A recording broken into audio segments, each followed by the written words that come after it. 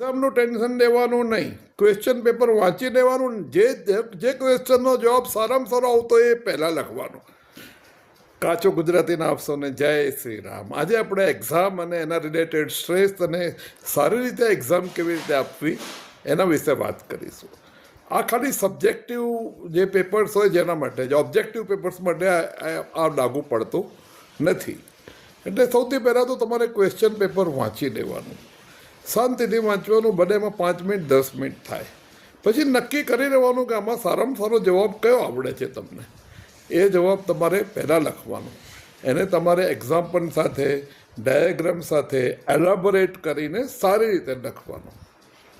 આ તમારા માટે જે એક્ઝામિનેશનના પેપર ચેક કરે છે એ સરને ઇમ્પ્રેસ કરવા માટે બહુ જરૂરી છે. પછી જુઓ કે આનાથી સહેજ ઉતરતો પણ સારો કયો તમને આવડે છે જવાબ લખતા, એનો લખો. અને ઉતરતા ક્રમમાં કરતાં કરતાં પછી જે 50% આવડતો એનો લખો. અને છેલ્લે જે ના આવડતો એને છોડો. તમે બને ત્યાં સુધી બધા જ ક્વેશ્ચનના જવાબ લખો, સિવાય કે એમાં કશું જ ના આવડતું હોય.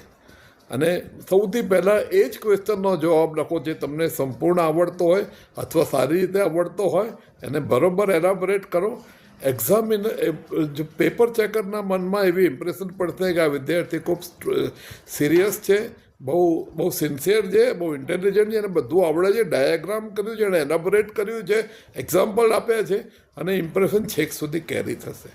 અને તમે ઉતરતા ક્રમમાં આવશો એટલે પછી વાંધો નહીં આવે. આ એક તમને ટીપ આપો છો એક્ઝામિનેશનની. અને એક્ઝામિનેશન આ રીતે સારામાં સારી રીતે લખી શકાય. એક્ઝામિનેશન પહેલાં કોઈ સ્ટ્રેસ લેવાનું નહીં. એવું આપણે રાજાની જેમ જ ફરવાનું કે આપણને બધું આવડે કે નહીં. કારણ કે એને કારણે જે રાજાની જેમ ફરવાથી જે કોન્ફિડન્સ વધે છે એ કોન્ફિડન્સ તમને એક્ઝામ લખવામાં મદદરૂપ થશે. એ તમારા માર્ક્સ વધારશે. ભલે ઓવર કોન્ફિડન્સ હોય, ભલે ખોટો કોન્ફિડન્સ હોય, પણ એ કોન્ફિડન્સ રાખો તમે એક્ઝામ પહેલાં.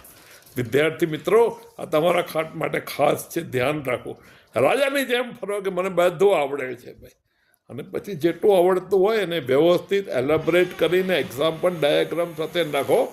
અને પછી તમે જુઓ તમારા માર્ક્સમાં ઘણો બધો વધારો થશે, ઉત્તરોત્તર વધારો થશે.